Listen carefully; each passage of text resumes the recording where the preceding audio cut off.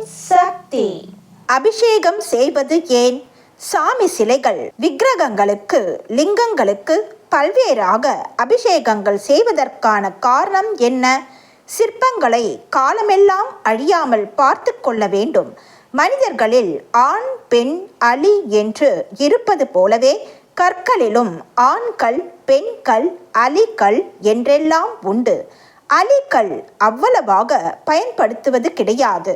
பதுமை செய்வது போன்ற ஒரு சிலவற்றிற்கு மட்டுமே அந்த அலிக்கல்லை பயன்படுத்துவார்கள். ஆண்கள் தான் முக்கியமாக எடுத்து பயன்படுத்துகிறார்கள். இந்த கற்களுக்கு செதுக்கி செதுக்கி உயிரூட்டம் கொடுக்கிறார்கள். இந்த கற்கள் என்பது மிக சக்தி வாய்ந்த ஒரு வஸ்து. இதற்கு இயற்கையோடு இயற்கை, கல் என்பதும் இயற்கை, தர்பை என்பதும் இயற்கை. இந்த தர்பையால் தான் கும்பாபிஷேகத்தின் போது இறைவனுடைய சிற்பத்தை தீண்டுகிறோம். அதன் மூலம் அதற்கு ஒரு உயிர்ப்பு சக்தியை கொடுக்கிறோம். இதே போல அபிஷேகங்கள் செய்யும் போதும் இறைவனுடைய அழைப்பு கூடுகிறது. பால் அபிஷேகம் என்றால் ஒரு அழைப்பு, தேன் அபிஷேகம் என்றால் ஒன்று, பஞ்சாமிர்தம் என்றால் ஒரு அழைப்பு என்று உண்டு. பொதுவாக இறைவனை எவ்வாறு பார்க்கிறோம்? சில நேரம் நண்பனாக பார்க்கிறோம், சில நேரத்தில் தாய் தந்தையாக நேசிக்கிறோம். அதனால் தான் நமக்கு கிடைப்பதை இறைவனுக்கு கொடுத்துவிட்டு நாமும் எடுத்துக்கொள்ள வேண்டும். அப்படித்தான் முன்னோர்கள் சொல்லி இருக்கிறார்கள். அதனால் தான் எந்தெந்த பருவத்தில் என்னென்ன கிடைக்கிறதோ அதை வைத்து இயற்கையோடு இயற்கையாக வழிபடுகிறோம். ஆகையால் அபிஷேகங்களுக்கு தனி சக்தி உண்டு. அதனால் இறையாற்றல் கூடும். ஆண்டவனுக்கு உரிய ஆராதனைகளுள் 16 வகை உபச்சாரங்கள் முக்கியமானவை என்கின்றன ஆகமங்கள். அவற்றுள்ளும் அபிஷேகமே மிகவும் முக்கியத்துவம் வாய்ந்ததாகவும் ஆற்றல் மிக்கதாகவும் கூறப்பட்டுள்ளது. தமிழில் திருமுழுக்கு என்று கூறப்படும் அபிஷேகத்திற்கு நம் முன்னோர் 26 வகை திரவியங்கள் பயன்படுத்தினார்கள். காலப்போக்கில் அது 18 ஆகி தற்போது பெரும்பாலான கோயில்களில் 12 வகை திரவியங்களை கொண்டே அபிஷேகம் நடத்தப்படுகிறது. இந்த திரவியங்கள் எண்ணெய், பஞ்சகவ்யம், பஞ்சாமிர்தம், நெய், பால், தயிர், தேன், கரும்புச்சாறு, பழரசம், இளநீர், சந்தனம், சுத்த ஜலம் என்ற வரிசையில் அபிஷேகத்திற்கு பயன்படும் வழக்கம் பெரும்பாலான கோயில்களில் உள்ளன. சிலைகளுக்கு ஏன் இப்படி விதவிதமான திரவியங்களால் அபிஷேகம் செய்ய வேண்டும்? அதற்கு முக்கியமான காரணம், ஒரு கோயிலின் மூலவர் சிலை எந்த அளவிற்கு அருள் ஆற்றை வெளிப்படுத்துவதாக அமைகிறது என்பது அந்த சிலைக்கு செய்யப்படும் அபிஷேக திரவியங்களின் எண்ணிக்கையையும் அளவையும் அது செய்யப்படும் சிறப்பையும் பொறுத்தே அமையும்.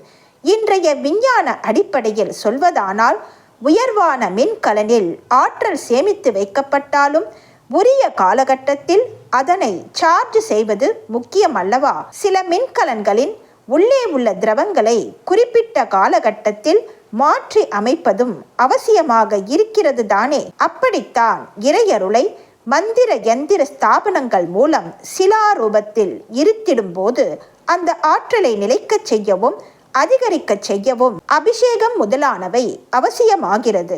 இந்த உண்மையை சங்க காலத்திற்கு முன்பே நம் மூதாதையர் கண்டுபிடித்து விட்டனர். எனவேதான் கோயில்களில் மூலவர் சிலைக்கு அபிஷேகம் நடத்துவதற்கு அவர்கள் மிகுந்த முக்கியத்துவம் கொடுத்தனர். அதோடு அபிஷேக பொருட்கள் தடையின்றி கிடைக்க கைங்கரியம் செய்வதற்கு வசதியாக கோவில் சொத்தாக நிலங்களை எழுதி வைத்தனர்.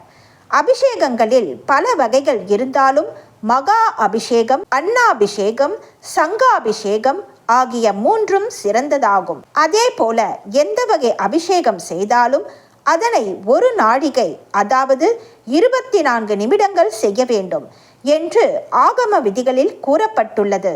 ஆனால் கோவில்களில் அவற்றின் நடைமுறை வழக்கப்படி 2 நாழிகை அளவிற்கு 48 நிமிடங்கள் அபிஷேகங்கள் செய்யப்படுவது உண்டு. இது ஒவ்வொரு கோயிலுக்கும் உரிய சிலை பிரதிஷ்டை, பந்தன விதிகளை ஒட்டி மாறுபடுவதும் உண்டு. அபிஷேகத்திற்கு பயன்படுத்தும் தண்ணீரில் சுத்த கந்த திரவியங்களான பாதிரிப்பூ, உத்பலம், தாமரைப்பூ, அலரிப்பூ, வெட்டிவேர் ஆகியவற்றை கலந்து வாசனை தீர்த்தமாக அபிஷேகம் செய்வது சிறந்தது. முற்காலத்தில் மூல விக்கிரகத்திற்கு நடத்தப்படும் அபிஷேகங்களுள் சந்தனம், விபூதி, கலச அபிஷேகம் ஆகியவற்றை தவிர மற்றவற்றை பார்க்க பக்தர்களை அனுமதிக்க மாட்டார்கள். ஆகமப்படி இவை தவிர மற்ற எந்த அபிஷேகத்தையும் பக்தர்கள் பார்க்கக்கூடாது.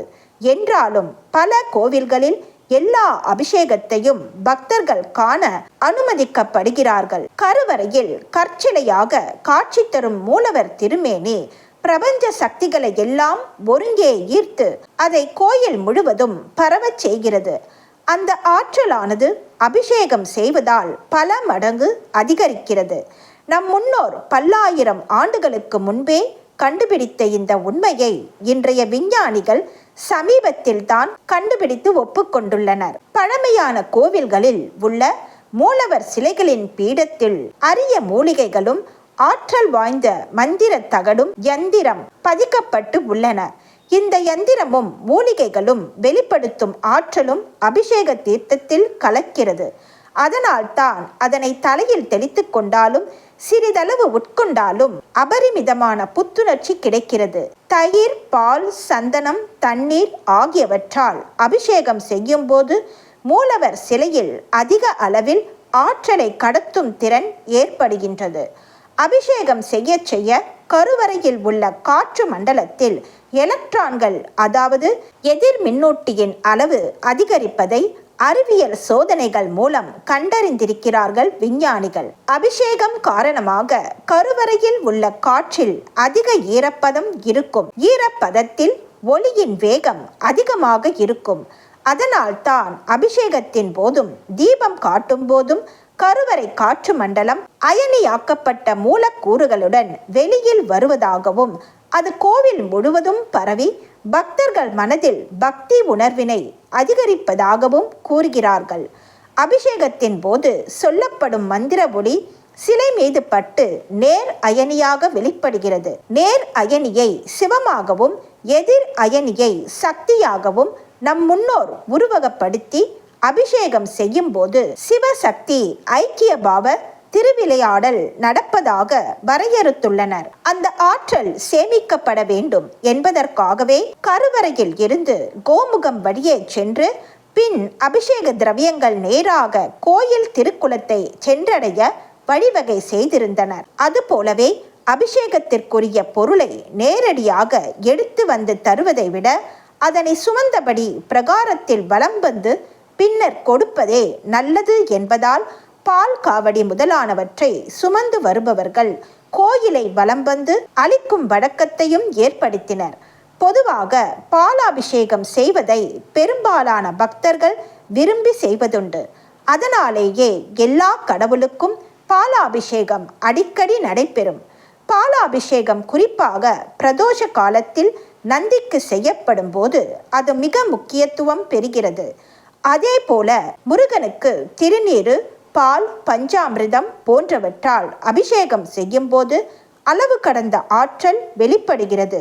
அதன் காரணமாக பக்தர்கள் வாழ்க்கையில் செழுமையும் நலமும் நிறைகிறது.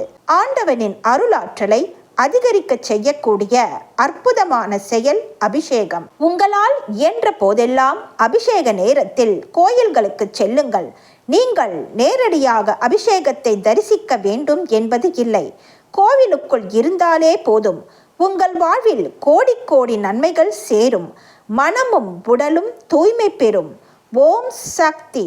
ஆன்மா என்னும் பாத்திரத்தை சுத்தமாக வைத்துக் கொள்ள வேண்டும். உங்கள் மனத்தில் எப்போதும் ஆன்மீக அலைகளே எழுந்தபடி இருக்க வேண்டும். வாழ்க்கை வசதி, பந்த பாசம், குழந்தைகள் என்கிற ஆசை அலைகளே தோன்றியபடி இருந்தால் ஆன்ம அலைகள் எடுபடுவது இல்லை. ஊருக்கு ஒரு ஆன்மீகவாதியும் வீட்டிற்கு ஒரு ஆன்மீகவாதியும் உருவானால் மட்டும் போதாது. எல்லோருமே ஆன்மீகவாதியாக மாறினால்தான் நாட்டில் அமைதி கிடைக்கும். இரண்டு மனங்களும் ஒன்றுபட்டால்தான் அமைதி கிடைக்கும். நாளைய உலகம் ஆன்மீக உலகம் என்று ஆரம்பத்திலிருந்தே சொல்லி வருகிறேன். அதற்கு ஏற்ற சூழ்நிலைகளையும் வளர்ச்சி பணிகளையும் நீங்கள் திட்டமிட்டு செய்ய வேண்டும். அன்னையின் அருள் வாக்கு. Please share and subscribe. Om Sakthi.